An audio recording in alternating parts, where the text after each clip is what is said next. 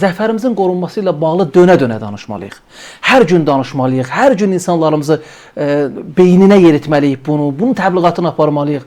Çünki zəfərin əldə olunması qədər əhəmiyyətlidir onun qorunması. Biz nə deyirdik? Deyirdik ki, illərlə müstəqilliyin əldə olunması nə qədər çətindirsə, onu qoruyub saxlamaq ondan daha çətin idi. Doğrumu? Yəni müstəqilliyimiz əldə olundu, amma Ulu Öndərimiz Heydər Əliyev olmasaydı, onu qoruyub saxlamasaydı biz bugün müstəqil qüdrətli Azərbaycanda yaşamayacaqdıq təbii ki. Zəfər əldə olunub Müzəffər Ali Baş Komandanın sayəsində, güclü ordumuzun sayəsində, xalq, ordu, Ali Baş Komandanın birliyi sayəsində biz zəfəri qazanmışıq. Amma dediyim kimi bu zəfəri biz milli ideologiyaya çevirməliyik. Necə ki Qarabağın azad olunmasını biz milli ideologiyaya çevirmişdik, zəfəri də milli ideologiyaya çevirməliyik. Bunun üçün bizim üzərimizə hansı vəzifələr üçün nə etməliyik? Bir konsepsiya mı hazırlanmalıdır? Hansısa formada bir müzakirələr mi keçirilməlidir? Nə təklif edirsiniz Ceyhun bəy? Yəni əslində tamamilə doğrudur. Biz bəzən acı həqiqətləri deməliyik. Yəni nəticə çıxartmaq üçün. Təəssüf ki, bu zəfərimizi biz tam milli ideologiyaya çevirə bilmədik. Yəni burada hamının rolu var. Bir nəfər məsuliyyət daşımır. Evet. Baxın, bu günlər əlamətlər günlərdir. Siz bir küçədə sorğu keçirin, soruşun, görün, neçə nəfər sizə cavab verə biləcək ki, Zəngilan günüdür və ya hansı gündür. Və burada da bir çox amillərin rolu var. Ona görə də burada yəni təəssüf ki, yəni bu bir tərəfdən sırf asılı bir məsələ deyil. Burada müxalifət də məsuliyyət daşıyır, iqtidar da məsuliyyət daşıyır, ziyalısı da məsuliyyət daşıyır, bir tərəfi də məsuliyyət daşıyır. Biz xalq olaraq çox təəssüf ki, bu qələbəni hələ tam dərk edə bilməmişik. Xalq olaraq. Mən bütün görüşlərimdə, seçkilərlə də bunu tez-tez deyirəm. Məsələn, mən arada bəzi fikirlər söyləyirəm, sonra da mənim üzərimə gəlirlər. Məsələn, işğaldan azad olunmuş ərazilərlə bağlı. Yəni, biz oranı məskunlaşdırmalıyıq. Bilirsiniz, bəzən bizim bu qələbəmiz o qədər cılızlaşdırılır ki, mən bilmirəm, yəni hansı formada buna bir reaksiya verəsən, insanları anladasan ki, biz ümidimizi izmişdik.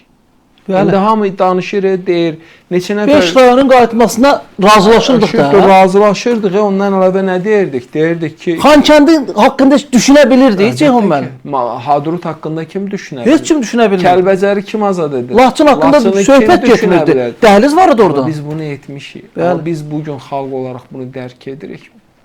Biz nə dərəcədə buna hazırıq? Mən bu yaxınlarda bir müsahibə olmuşdu.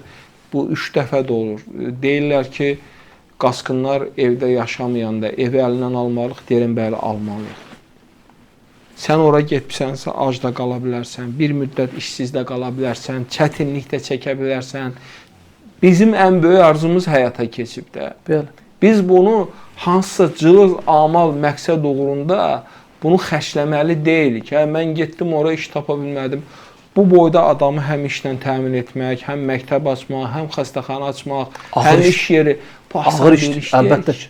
Görün, indi biz zəfərimizi deyirik. 5 il ərzində Cənab Prezidentin rəhbərliyi ilə nə qədər möhtəşəm işlər görülüb, nə qədər yollar çəkilib, dəmir yolu çəkilib, avtomobil yolları çəkilib, şəhərlər salınıb, 3 dənə hava limanı, nələr edilib və nələr edilib. Amma bugün biz sosial mediada nəyə müzakirə edirik? Biz bugün nə danışırıq? Yəni, lab indi müxalifətin özü də, yəni söhbət xüsusilə radikal müxalifətdən gedir. Bilirsiniz, dövlətçilik əsas önəmli olmalıdır. Bugün dünyada 3000-4000 xalq var.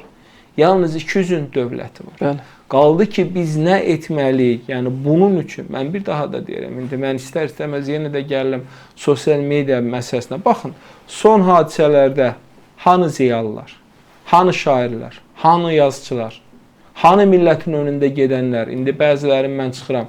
Amma biz hamının reaksiyasını görürükmü? Bir sizin, bir mənim, bir Şahinin, başqasının reaksiyasından bu məsələ bitmir axı. Bütövlükdə cəmiyyət bu prosesdə fəal olmalıdır. Doğru. Sanki cəmiyyət ölübdür. Sanki cəmiyyətin bir hissəsini ümumiyyətlə heç nə maraqlandırmır. Axı bu belə olmalı deyil. Kim təbliğ edəcək bu gənclərə? Kim təbliğ edəcək bu insanlara qələbəni? Bunu ziyalılar etməlidir. Bəli. Bunu biz istehlakçı cəmiyyətə çevrilmişik. Hamı gəzmək, yemək, içmək, əylənmək barədə düşünür. Bəs yaxşı kim işləyəcək? Kim bu zəfəri Mən bir yaşayacaq? çıxış elədim, veriyəm, örtüyatım dedim, linç elədilər. Yəni linç elədilər çünki kütlə odur da, eyni şeydir. Mən deyirəm ki, mən müsahibə verirəm, o bütün hamısını tərif elədilər, verdilər. Mən deyirlər ki, ora köçürdüyümüz adamlara əlavə bir dənə də yardım verək. Deyirəm qardaş, yardım vermək lazım deyil. Həmin insanlara iş verək, işləsinlər. Doğru. Onu götürdülər, Doğru. dedilər ki, Ceyhun Məmmədov deyir ki, qaçqınların hamısının pulunu kəsin. Axı bu belə deyil. Və ya deyirsən ki, getmişəm, qəbulda oturmuşam, gəlib 10 dənə iş təklif elədi. 10 işin birini də qəbul eləmədi. Deyir, istəmirəm mən. 10 dənə iş təklif elədilər. Deyirəm, nə? Rahata alışıb da. Bəs bu da problem. Rahata alışıb. Yaxşı da indi biz... Pulumu ver, amma mən işləməyim. Yəni, məsələ budur da, bilirsiniz, bu rahatlıq məni ciddi narahat edir. İnsanlar, baxın, bizdəki əminamanlıq nəyə desən dəyər, sabitlik nəyə desən dəyər, Əlbəttə. Ermənistanda nə problemlər var, Gürcüstanda nə problemlər var, İranda və hətta Türkiyənin özündə və digər sahələrdə, amma biz bir təhlükəsizlik adasıyıq. Və burada da rol nədir? Medianın da üzərinə ciddi bir vəzifə düşür. Bu Doğru. kirli media, bu kirli məlumatlar bizim mediaya yol tapmamalıdır. Bizim televiziyalar kimlərinsə boşanmasın, kimlərinsə ərə getməsin, kimlərinsə maşının yox, bizim mənəvi dəyərlərimizi təbliğ etməlidirlər. Davamlı iş aparılmalıdır, ideoloji iş aparılmalıdır, qələbənin mahiyyəti açılmalıdır, bunun təbliğatı aparılmalıdır, bu beynə yer edilməlidir. Yəni, biz informasiya müharibəsində uduzmamalıyıq və bunun üçün də aydın bir xətt olmalıdır. Əlbəttə ki, uduzuruq. Bugün faktiki olaraq, baxın, yəni mediaya baxın, çirkli informasiyanın əlindən mediada baxmaq olmur. Açırsan, eyni mövzular, eyni məsələlər, ya show biznesdir, ya yanlış məlumatlardır və s. məsələlərdir. Və bu da cəmiyyəti əsas mahiyyətdən uzaqlaşdırır. Əsas bizim bugün ailə dəyərlərimizlə bağlı ciddi problemlərimiz yaşanır. Bayaq siz çox yaxşı dediniz. Biz vahid xalq olaraq Qarabağ ideologiyası ətrafında birləşdik. Amma bugün biz zəfərimizin qorunması ətrafında birləşməliyik. Bugün ölkəmizin qorunması ətrafında birləşməliyik. Gəlin, müxalifətdən danışdı, Ceyhun, üzr istəyirəm. Qarabağın azad olunması ilə bağlı Azərbaycan müxalifətində mövqe eyni idi. Çünki xalq onları məhv eləyərdi. Açıqda onlar Qarabağın azad olmasına bağlı iqtidardan fərqli bir fikir səsləndirə bilməzdilər. Ona çünki xalq bunu qəbul eləməzdi.